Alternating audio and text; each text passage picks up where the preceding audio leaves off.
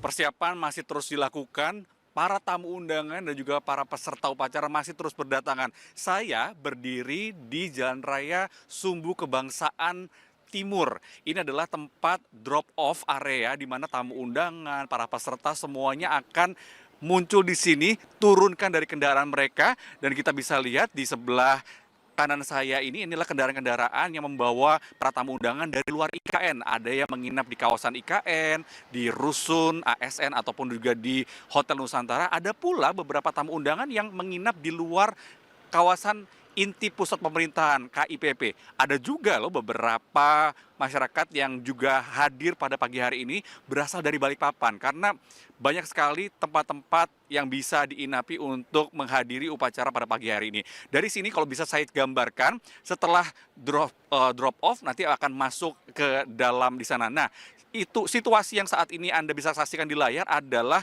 persiapan dari pasukan pengibar bendera pusaka yang tadi sekitar pukul setengah 7 waktu Indonesia Tengah sudah hadir di kawasan IKN.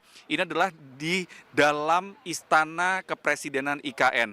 Para anggota Paskibraka tentunya bersiap di sana untuk nantinya bisa bertugas mengibarkan bendera Sangsaka Merah Putih pertama kalinya di halaman Istana Negara IKN. Tentunya pasti perasaan dagdikduk sedang melanda para anggota Paskibraka ini, walaupun mereka sudah berlatih sejak beberapa bulan yang lalu dan juga berlatih dengan keras, tentunya tetap saja rasa nervous ataupun gugup itu akan meliputi mereka. Dan tentunya ini sangat mengharukan ketika nanti mereka bisa menjalankan tugas dengan sebaik-baiknya. Mereka masih belum mengenakan pakaian yang lengkap, karena kita lihat biasanya kan dari atas, atasan dan juga bawahan itu putih-putih. Kalau sementara ini yang bisa Anda saksikan masih mengenakan pakaian yang biasa digunakan ketika berlatih oleh anggota Paskibraka. Anggota Paskibraka ini dipilih dari 38 provinsi, merupakan putra dan putri terbaik. Mereka ini biasanya di usia sekolah SMA, tingkat SMA. Dan mereka itu diseleksi secara ketat dari mulai tingkat sekolah, kemudian mewakili wilayah seperti dari kecamatan, kabupaten, kemudian sampai ke tingkat provinsi. Nah, di tingkat provinsi ini hanya dipilih 2 terbaik, laki-laki dan juga perempuan yang nantinya akan berkumpul dan menjalani proses latihan berbulan-bulan di kawasan Cibubur, Jakarta. Beberapa waktu lalu tim kami juga sempat melihat bagaimana persiapan dilakukan. Tentunya penggemblengan ini karena ini adalah upacara militer, penggemblengan yang dilakukan secara militer. Bagaimana harus berjalan, bagaimana mereka harus melakukan formasi.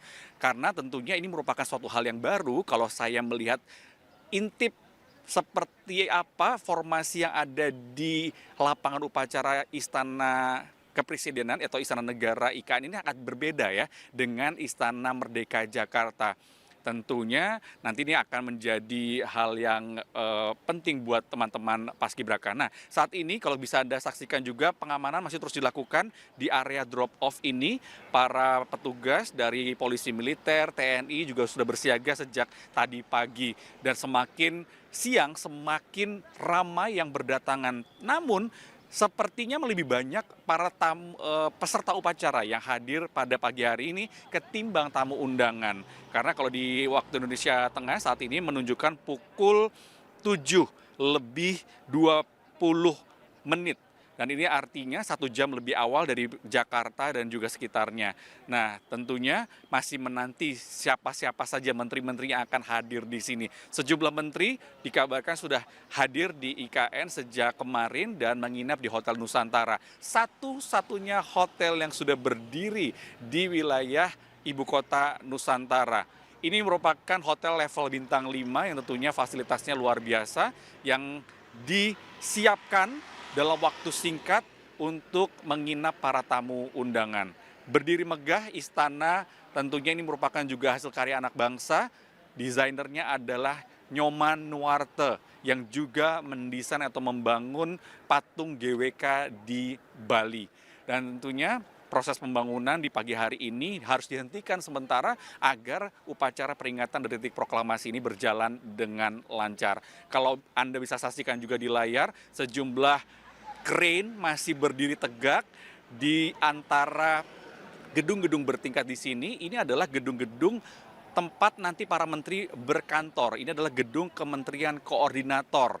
Tempat drop off area sempat saya melaporkannya adalah Kementerian Koordinator 1 yang informasinya ini akan ditempati oleh Kemenko Marves atau tempatnya Pak Luhut Binsar Panjaitan berkantor. Nah, untuk menantikan tentunya pembangunan gedung-gedung lainnya, ini nanti kantor-kantor ini ada 4 Kemenko yang sudah siap di antara Istana Negara ini nantinya yang akan menampung kementerian-kementerian lainnya juga. Misalkan Kementerian Ekonomi, di bawahnya tentunya nanti ada Kementerian Keuangan, ada Kementerian Perdagangan, akan berkantor di lokasi yang sama untuk sementara waktu sebelum nantinya kantor masing-masing akan berdiri tegak. Bicara soal perayaan, tentunya persiapan masih terus dilakukan. Persiapan-persiapan ini tidak hanya pengamanan dan juga transportasi juga disiapkan oleh panitia. Karena nanti di area ini rencananya akan di Sumbu Barat atau di balik tempat saya melaporkan itu sudah disiapkan Autonomous Rail Transit atau sebuah gerbong atau sebuah rangkaian kereta otonomus yang nantinya bisa mengangkut sekitar 200 orang untuk memobilisasi para tamu undangan dari lokasi drop off menuju ke Istana Negara. Nah, bagi para tamu undangan tentunya harus menggunakan undangan khusus nih. Nah, itu tadi sementara situasi seperti ini masih terus ramai, nanti akan saya laporkan kembali dulu ke Reno.